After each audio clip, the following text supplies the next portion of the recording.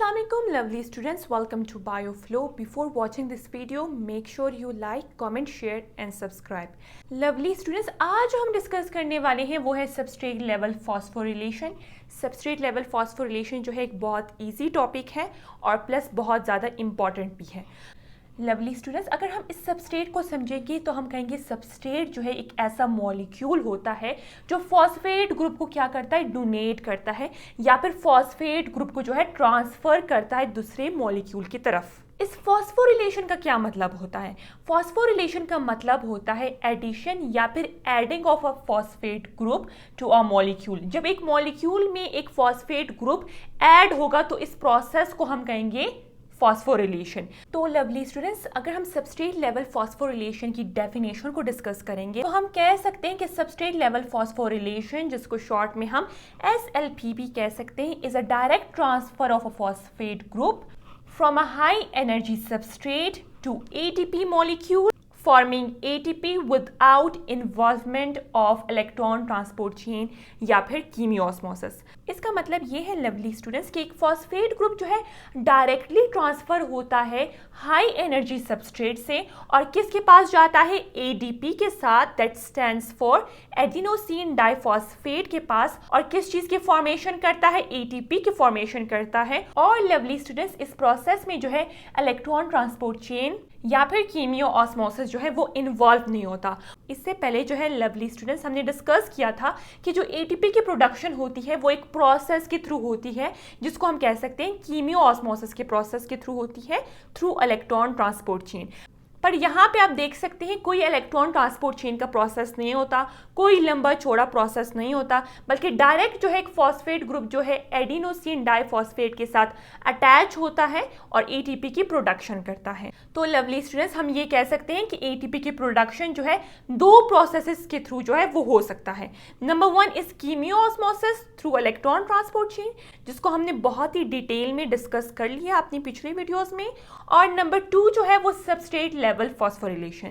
बहुत ही ज्यादा important point कि कीमियोऑस्मोसिस या फिर इलेक्ट्रॉन ट्रांसपोर्ट चेन के थ्रू, जिसको हम कह सकते हैं ऑक्सीडेटिव फॉस्फोरिलेशन के थ्रू जो है ज्यादा ATP की प्रोडक्शन होती है as compare to substrate level phosphorylation. याद रहे, सबस्ट्रेट लेवल फॉस्फोरिलेशन में जो है बहुत ही कम ATP की प्रोडक्शन होती है. अगर हम लोकेशन की बात करेंगे लवली स्टूडेंट्स, हम कह सकते हैं ये सबस्ट्रेट लेवल फॉस्फोरिलेशन जो है साइटोप्लाज्म में होता है. और ये सबस्ट्रेट लेवल फॉस्फोरिलेशन कौन से प्रोसेस में होता है, ग्लाइकोलिसिस के प्रोसेस में होता है.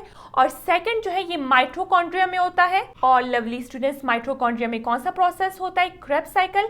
यानी क्रेब्स साइकिल में भी सबस्ट्रेट लेवल फॉस्फोरिलेशन का प्रोसेस होता है. अगर हम बात करें ऑक्सीजन रिक्वायरमेंट की तो ये एरोबिक भी हो सकता है, नॉन एरोबिक भी हो सकता है. यानी in the presence of oxygen भी सबस्ट्रेट लेवल फॉस्फोरिलेशन हो सकता है और in the absence of oxygen में भी हो सकता है. अगर हम सबस्ट्रेट लेवल फॉस्फोरिलेशन के मैकेनिज्म को डिस्कस करेंगे तो बहुत ही एक इजी मैकेनिज्म है. लवली स्टूडेंट्स, आप देख सकते हैं ये जो मैंने ड्रॉ किया ये एक सबस्ट्रेट है और सबस्ट्रेट के दोनों एंड पे जो है फॉस्फेट ग्रुप अटैच होता है. ये एक फॉस्फेट जो है वो रिमूव हो गया इस सबस्ट्रेट से, या फिर हम कह सकते हैं कि इस सबस्ट्रेट ने, मॉलिक्यूल ने फॉस्फेट ग्रुप को डोनेट कर दिया. तो लवली स्टूडेंट्स, ये फॉस्फेट जो है ADP के साथ रिएक्ट करेगा और किस चीज की फॉर्मेशन होगी, ATP की फॉर्मेशन होगी. फिर आप देख सकते हैं वो सबस्ट्रेट अब किस में चेंज हो गया, एक ऐसे सबस्ट्रेट में चेंज हो गया जिसमें सिर्फ एक ही फॉस्फेट ग्रुप है. अगर हम ये देखें कि सबस्ट्रेट लेवल फॉस्फोरिलेशन कौन कौन से प्रोसेसेस में होगा तो हम कह सकते हैं कि वो दो प्रोसेस में होता है. एक ग्लाइकोलिसिस के प्रोसेस में सबस्ट्रेट लेवल फॉस्फोरिलेशन होता है और सेकंड जो है क्रेब्स साइकिल के प्रोसेस में सबस्ट्रेट लेवल फॉस्फोरिलेशन का प्रोसेस होता है.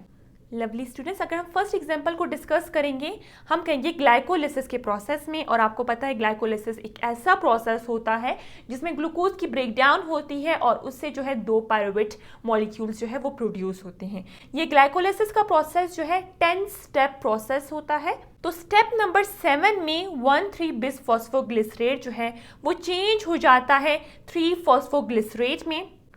तो आप देख सकते हैं लवली स्टूडेंट्स कि इस सबस्ट्रेट ने जो है एक इनऑर्गेनिक फॉस्फेट को, या फिर हम कह सकते हैं फॉस्फेट ग्रुप को जो है डोनेट कर दिया, या फिर इस फॉस्फेट ग्रुप को ट्रांसफर कर दिया ADP की तरफ, यानी एडिनोसिन डाइफॉस्फेट की तरफ, और फाइनली ATP की प्रोडक्शन हुई. और लवली स्टूडेंट्स, आप देख सकते हैं कि ग्लाइकोलाइसिस के 10th स्टेप में क्या होता है, फॉस्फोइनोल पायरुवेट जो है वो पायरुवेट में चेंज हो जाता है। इस स्टेप के दौरान क्या होता है, ये फॉस्फोइनोल पायरुवेट जो है फॉस्फेट ग्रुप को डोनेट करता है या फिर ट्रांसफर करता है एडीपी की तरफ, और फाइनली क्या होता है, एटीपी की प्रोडक्शन होती है। और सेकंड मैकेनिज्म जो माइटोकॉन्ड्रिया में होता है लवली स्टूडेंट्स, वो क्रेब्स साइकिल है। और क्रेब्स साइकिल के प्रोसेस में भी सबस्ट्रेट लेवल फॉस्फोरिलेशन का प्रोसेस होता है। तो क्रेब्स साइकिल के स्टेप नंबर 5 में, जिसमें सक्सिनाइल को ए जो है वो सक्सिनेट में चेंज होता है, तो ये सक्सिनाइल को ए जो है किस चीज़ को डोनेट करेगा, एक फॉस्फेट ग्रुप को डोनेट करेगा एडीपी की तरफ, और फाइनली एटीपी की प्रोडक्शन होती है। तो लवली स्टूडेंट्स, हम कह सकते हैं कि एटीपी की प्रोडक्शन होती है without involvement of electron transport chain. अगर हम बात करें कि टोटल कितने एटीपी के मॉलिक्यूल्स जो है सबस्ट्रेट लेवल फॉस्फोरिलेशन के प्रोसेस के थ्रू प्रोड्यूस होंगे, हम कह सकते हैं टोटल 4 एटीपी के मॉलिक्यूल्स जो है सबस्ट्रेट लेवल फॉस्फोरिलेशन के प्रोसेस के थ्रू प्रोड्यूस होते हैं। वो कैसे, 2 एटीपी के मॉलिक्यूल्स जो है ग्लाइकोलाइसिस के प्रोसेस में प्रोड्यूस होते हैं, और 2 एटीपी के मॉलिक्यूल्स जो है वो क्रेब्स साइकिल के प्रोसेस में प्रोड्यूस होते हैं। तो टोटल 4 एटीपी के मॉलिक्यूल्स की प्रोडक्शन होती है। और लवली स्टूडेंट्स, आप देख सकते हैं कि कीमियोऑस्मोसिस के प्रोसेस के थ्रू, जिसको हम कह सकते हैं ऑक्सीडेटिव फॉस्फोरिलेशन के थ्रू, जिसमें इलेक्ट्रॉन ट्रांसपोर्ट चेन भी इन्वॉल्व होता है, उसमें 34 एटीपी की प्रोडक्शन होती है। तो लवली स्टूडेंट्स, बहुत ही ज़्यादा एटीपी की प्रोडक्शन जो है वो कीमियोऑस्मोसिस या फिर ऑक्सीडेटिव फॉस्फोरिलेशन के प्रोसेस के थ्रू होती है, और बहुत ही कम एटीपी की प्रोडक्शन जो है सबस्ट्रेट लेवल फॉस्फोरिलेशन में होती है। और हम कह सकते हैं कि एरोबिक रिस्पायरेशन में पर ग्लूकोज मॉलिक्यूल टोटल 38 एटीपी की प्रोडक्शन होती है। 34 एटीपी कीमियोऑस्मोसिस इलेक्ट्रॉन ट्रांसपोर्ट चेन, जिसको हम कह सकते हैं ऑक्सीडेटिव फॉस्फोरिलेशन के थ्रू होता है, और 4 एटीपी के मॉलिक्यूल्स जो है वो सबस्ट्रेट लेवल फॉस्फोरिलेशन के थ्रू जो है प्रोड्यूस होते हैं। तो लवली स्टूडेंट्स, टोटल 38 एटीपी के मॉलिक्यूल्स की प्रोडक्शन होगी एरोबिक रिस्पायरेशन में पर ग्लूकोज मॉलिक्यूल। इसी के साथ साथ जो हमारा टॉपिक था जो है सबस्ट्रेट लेवल फॉस्फोरिलेशन, वो कंप्लीट हो चुका है। अगर आपको ये वीडियो पसंद आई तो आपने वीडियो को लाइक ज़रूर करना है और चैनल को सब्सक्राइब करना है।